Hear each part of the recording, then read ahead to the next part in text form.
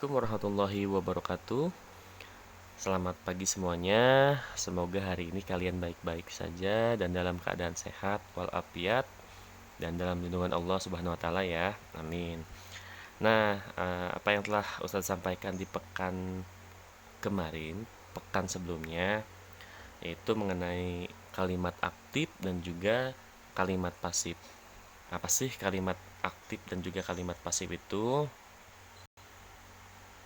Kalimat aktif adalah kalimat yang subjeknya melakukan suatu pekerjaan.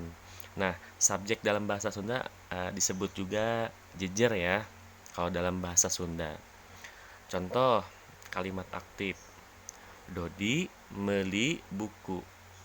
Artinya Dodi membeli buku. Nah, kalimat aktif kuncinya apa sih? Kuncinya adalah SPO. S itu apa? S itu subjek. Subjeknya siapa? Orang yang melakukan. Dodi. Kemudian meli. Meli itu membeli. Predikat. Suatu pekerjaan ya. Melakukan sesuatu. Predikat itu. Meli. Meli itu kan sama dengan membeli kalau dalam bahasa Indonesia. Nah, kemudian objeknya. Objeknya apa yang dibeli itu? Buku. Nah, jadi Dodi membeli buku. Jadi SPO ya. Nah, ketika ada keterangan, contoh, Dodi beli buku di warung. Nah, di warung itu adakah keterangan tempat? Boleh kalian tempatkan di belakang.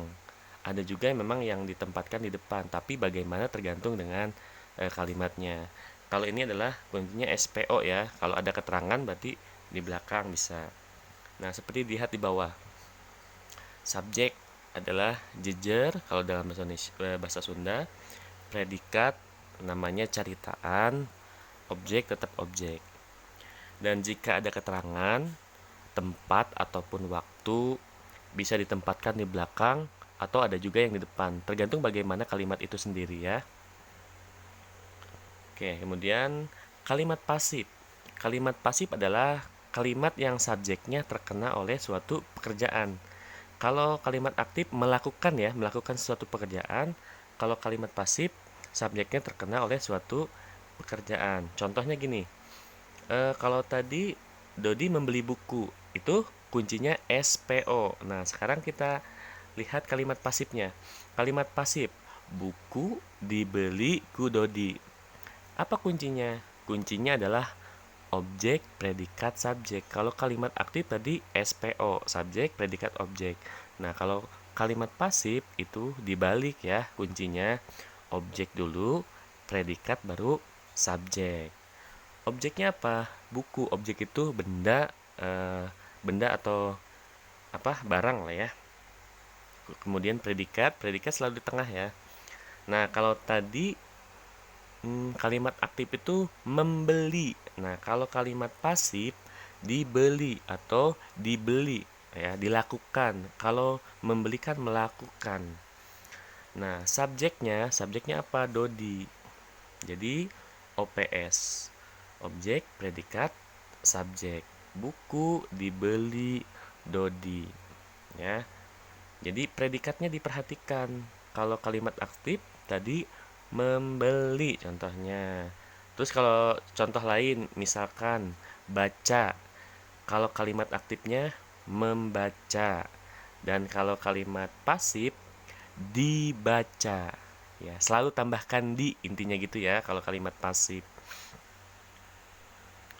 Kemudian ngarobah wangun kalimah. Artinya merubah bentuk atau bangun kalimat aktif ke dalam kalimat pasif atau sebaliknya. Contoh, merubah kalimat aktif ke dalam kalimat pasif. Lihat yang strip kuning ini. Kalimat aktif adalah yang Kang Ahman ngajinjing ember ti sumur. Nah, kuncinya ada apa saja di situ? Kang Ahman adalah subjek. Ngajinjing itu adalah predikat. Ya, ngajinjing artinya menenteng lah. Ember, ember adalah objek, objek yang ditenteng gitu kan. Nah, ti sumur ini apa? Ti sumur itu adalah dari sumur, artinya keterangan tempat. Jadi Kang Ahmad subjek, ngajinjing predikat, Ember adalah objek, tisumur adalah keterangan. SPOK ya, lengkap. Nah, bagaimana cara kita merubah kalimat aktif ke dalam kalimat pasif? Tinggal tadi kita balik lagi kuncinya ya, rumusnya. Kalau kalimat aktif adalah SPO, kalau kalimat pasif OPS. Objeknya apa dulu? Objeknya adalah tadi apa? Ember. Ember adalah benda yang dipergunakan oleh Kang Ahman ini. Nah, predikatnya, kalau kalimat aktif tadi ngajinjing atau menenteng, kalau kalimat pasif selalu gunakan di. Cari dulu kata dasar dari ngajinjing itu. Kata dasar dari ngajinjing itu adalah jinjing ya. Jadi namanya apa? Kalimat pasifnya selalu tambahkan di jinjing atau apa tadi subjeknya yang digunakan ataupun dipekerjakan. Ember objek, di jinjing adalah predikat, dan ku Kang Ahman. Ku Kang Ahman ini boleh ditambahkan ku ya. Ku itu adalah oleh maksudnya. Ku Kang Ahman adalah subjek. Jadi ember O objek, di jinjing ke predikat, ku Kang Ahman subjek. Nah, untuk keterangan tisumur itu selalu ditempatkan di belakang ya. Jadi kalimat pasif dari Kang Ahman ngajinjing ember tisumur adalah ember dijinjing ku Kang Ahman tisumur. Selalu perhatikan rumus SPO tadi ya. Nah, contoh yang kedua, merubah kalimat pasif ke dalam kalimat aktif. Nah, contoh gini. Selalu ingat kunci ataupun rumusnya. OPS. Kalau kalimat pasif apa? Objek, predikat, subjek ya. Objeknya apa? Bola. Bola yang ditendang. Objek itu benda, ya, sesuatu yang digunakan misalkan. Ditendang adalah predikat. Ditendang ada kata di situ ya. Berarti pasif. Nah, ku Rendra oleh Rendra. Rendra adalah subjek, orang yang melakukan sesuatu. Nah, kita rubah ke dalam kalimat aktif. Apa dulu? Subjek.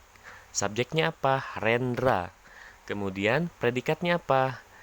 Kata dasar dari ditendang adalah tendang. Nah, kalau kalimat aktif melakukan sesuatu berarti nendang ya, nendang atau menendang kalau bahasa Indonesia.